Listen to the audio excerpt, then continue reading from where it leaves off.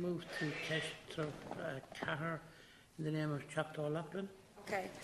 Gurav Mahagut, Chair. Minister, as you know, there are a total of 6,300 children in Ireland in care as per the figures for the first quarter of this year, and of these 5,819 children are in a supportive family network. And this, obviously, they've come to this situation through some trauma in their own particular lives. And firstly, I just want to pay tribute to the many thousands of foster families who have dedicated their lives to rearing other people's children. But the question that I want to put to you, Minister, and the question that I want to ask you, is if you believe that foster carers are being given the required supports to care for children in their care, and to ask you for a statement on that. Gurav Mahagut. Thank you, Deputy. Again, following on from the last exchange, I think that foster carers are, and you have acknowledged, as the backbone of our childcare services. Foster care is by far the main form of alternative care for children in need of care and protection. It is the preferred option in Ireland for children who cannot live with their parents or guardians. At the end of March this year, 92% of children in care were in a foster care placement. More than a quarter of these children are placed with relative foster carers, and the rest are with general foster carers. Foster carers do receive a number of targeted supports to ensure that they continue to function as a recognized and valued part of the alternative care system.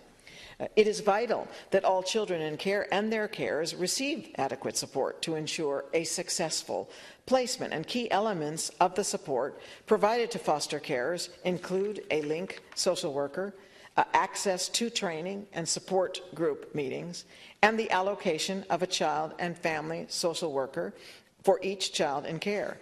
It is important that foster carers have access to the specialist services to meet the child's identified needs. And in some situations, respite care for children may be arranged if it's and when it is part of their care plan.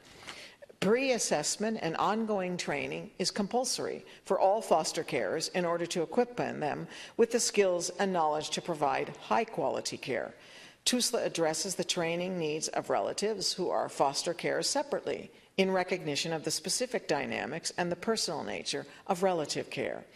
In addition to these supports, foster carers are entitled to specific support in the event of an allegation of abuse or neglect, or a serious concern being made relating to the quality of care provided or experienced. For foster carers, this may include being supported by the support and mediation service provided by the Irish Foster Care Association, and TUSLA has initiated a new policy to guide social workers in how they should deal with allegations about foster carers. Thank you very much, Deputy Loughlin. Minister, I couldn't agree with you more when you say that children in foster care and their supportive foster care families deserve and should receive all the necessary supports.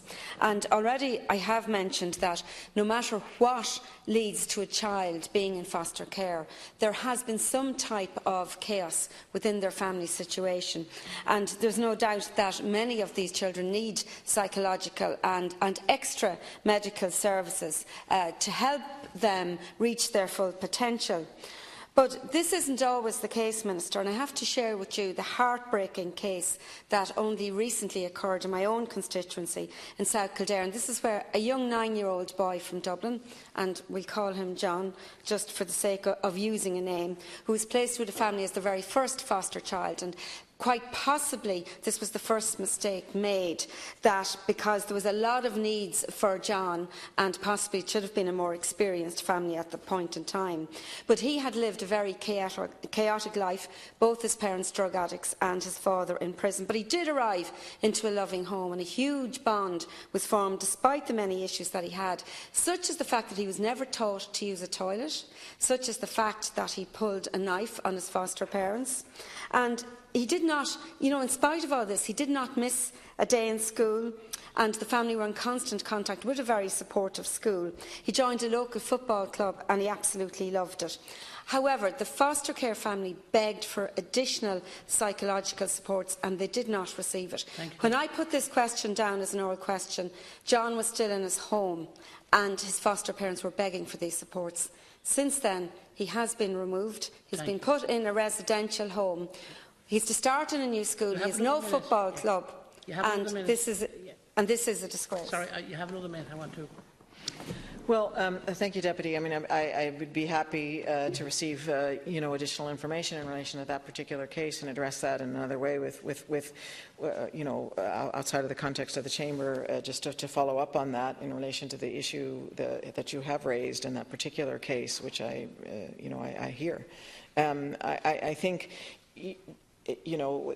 Additionally, I mean, I did mention particularly, let's say, it is important, most foster carers also do have a link social worker that provide a support to them, and it is the case that that TUSLA, have identified that the priority in terms of link workers, most of them do receive that, but the priority in terms of link workers are for new placements or children nearing 18 or children with challenges, disability, mental health, or where there are difficulties regarding access. So that additional support is important in more difficult or those types of cases. But as I say, in addition to that, TUSLA is funding the Irish Foster Care Association, which offers a range of supports to carers, including advocacy, mediation, training, and a phone advice service. I apologise. I know you were in full flow there, but I just was concerned about time.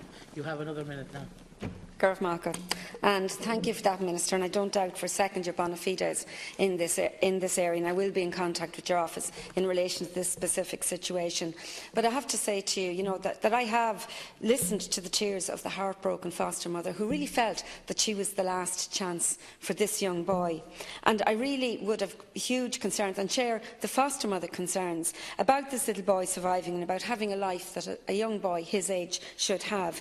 And I know that TUSLA and indeed the social workers do operate in an environment of uncertainty, and I do accept also that in many cases that the social workers are not getting the supports that they absolutely need.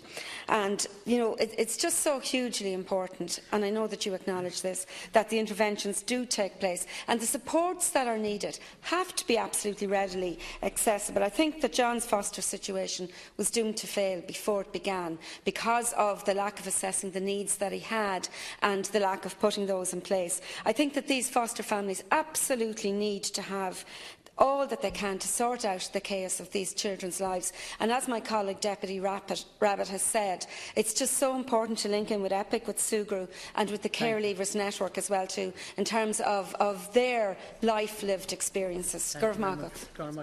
Well, okay, thank you. I mean, again, I'm happy to take those details. I am concerned in terms of the issues that you've raised. I think in terms of the answers that I've been providing, trying to identify that generally, through the process of identifying the foster carers, providing the supports, the pre-assessments, the ongoing training, the provision of the link worker, that there are that those supports generally are there. If at times, and perhaps it is the case in this instance, that doesn't provide the sufficient support that is required. That is regrettable, and as I said, I look forward to continuing that conversation.